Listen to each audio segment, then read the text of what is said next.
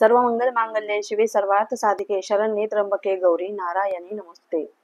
बघा लवकरच येत आहे नवरात्र। शारदीय नवरात्रीला सुरुवात होणार आहे।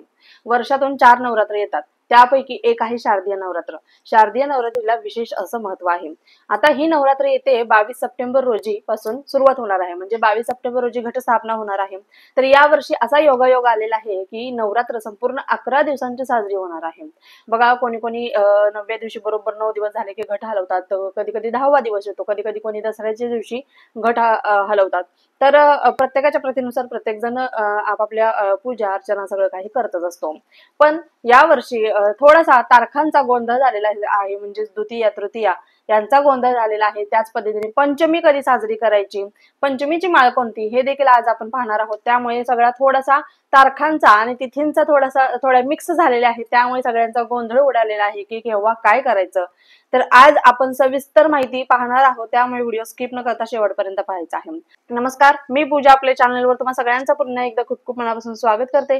तुमच्या सगळ्या इच्छा स्वामी महाराज लवकरात लवकर पूर्ण करत ही स्वामींची प्रार्थना करते व आजच्या आपल्या व्हिडिओला सुरुवात करते। शारदीय नवरात्र। शारदीय नवरात्र ही देवी दुर्गेच्या 9 रूपांचा सन्मान करण्यासाठी 9 रूपांचा सन्मान करणारा हिंदू सण आहे। बघा शारदीय नवरात्रीचं महत्व काय, तर देवी दुर्गेचा आणि महिषासुरांचा जे 9 दिवस जे युद्ध झालेले, देवी दुर्गेचा महिषासुरासोबत जो राक्षस होता, दैत्य होता, त्याच्यासोबत जे युद्ध सुरू होतं आणि त्या युद्धाचा शेवट हा 10व्या दिवशी झाला, म्हणजे वाईटावर चांगल्याचा विजय झाला या दिवशी, म्हणजे या दिवशी विजयादशमी म्हणजे दसरा साजरा केला जातो। तर या देवीच्या 9 रूपांचा सन्मान करणारा किंवा देवीच्या 9 रूपांचं पूजन या 9 दिवसात आपण केलं जातं। भरभरून आपण या 9 दिवसात जितकी जास्त होईल तितकी आपल्या देवी आई भगवतीची सेवा करत असतो। आई भगवतीच्या चरणी आपल्या जितके जास्त होईल तितकी आपण सेवा रुजू करत असतो। पण आता सगळ्यात मेन गोंधळ उडालेला आहे तो तिथींचा आणि तारखांचा। तर तेच आज क्लिअर करणार आहे, त्यामुळे व्हिडिओ स्किप न करता शेवटपर्यंत पाहायचा आहे। बघा आता सगळ्यात अगोदर जाणून घेऊया 9 देवींची रूपे कोणकोणती आहेत। पहिली आहे शैलपुत्री, दुसरी आहे ब्रह्मचारिणी, तिसरी आहे चंद्रघंटा, चौथी आहे कुष्मांडा, पाचवी आहे स्कंदमाता, सहावी आहे कात्यायनी, सातवी आहे कालरात्री, आठवी आहे महागौरी आणि 9वी देवी आहे सिद्धिदात्री। अशा या देवीच्या 9 रूपांचा सन्मान व देवीच्या 9 रूपांची पूजा अर्चना सेवा आपल्याला करायची आहे। बघा आता सगळ्यात मोठा गोंधळ काय, तर तृतीया तिथी ही 2 वेळा आलेली आहे यावेळेस, म्हणजे जी तिसरी माळ असणार आहे आपली ती 2 वेळा आलेली आहे। आता ती तिसरी माळ कशी आलेली आहे 2 वेळा, म्हणजे सगळ्यांचा गोंधळ इथेच उडालेला आहे।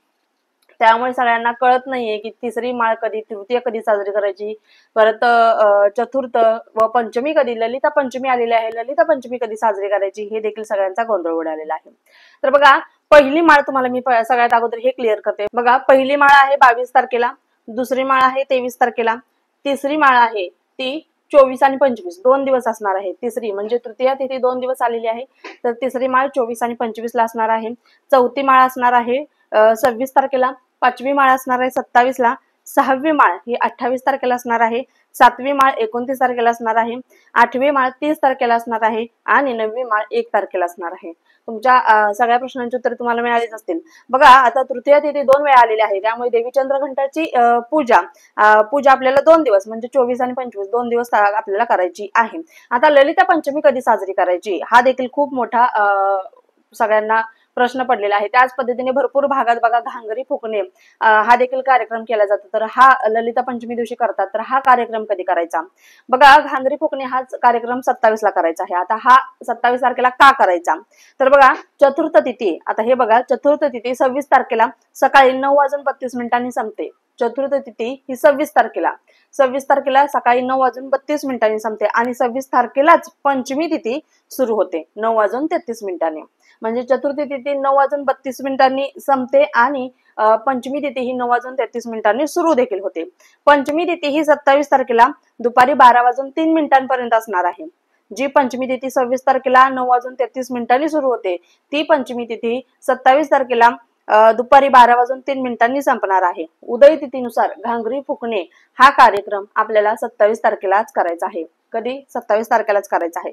आणि ललिता पंचमी आपल्याला 26 तारखेलाच साजरी करायची आहे। किती तारखेला, ललिता पंचमी ही 26 तारखेला आपल्याला साजरी करायची आहे।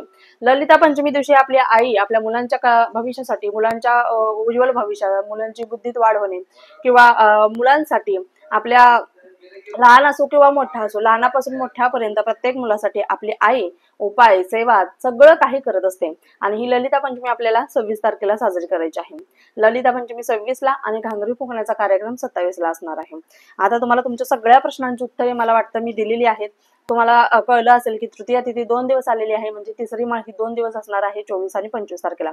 बाकीचं सगळं रुटीन व्यवस्थित असणार आहे. 1 तारखेपर्यंत, 1 तारखेला आपला शेवटचा दिवस येतो, म्हणजे शेवटची जी सिद्धिदात्री देवी आहे तिची शेवटची माळ 1 तारखेला असणार आहे. त्यामुळे या छोट्या छोट्या गोष्टी आहेत ज्याचा गोंधळ उडालेला होता, मला वाटतं त्याची उत्तरे मी दिलेली आहेत आणि तुमचा गोंधळ देखील सुटलेला असेल. अजून देखील तुमच्या काही शंका असतील तर आवर्जून कमेंट बॉक्समध्ये विचारायला अजिबात विसरू नका. आपल्या चॅनलवर प्रत्येकाच्या शंकेची निरसन नक्कीच केली जाते. व्हिडिओ आवडला असल्यास व्हिडिओला लाईक करा, शेअर करा, सबस्क्राईब करा. पुन्हा एकदा भेटू अशाच एका नवीन व्हिडिओ सोबत. तोपर्यंत झालेली सेवा स्वामींचरणी रुजू करते. श्री स्वामी समर्थ. धन्यवाद.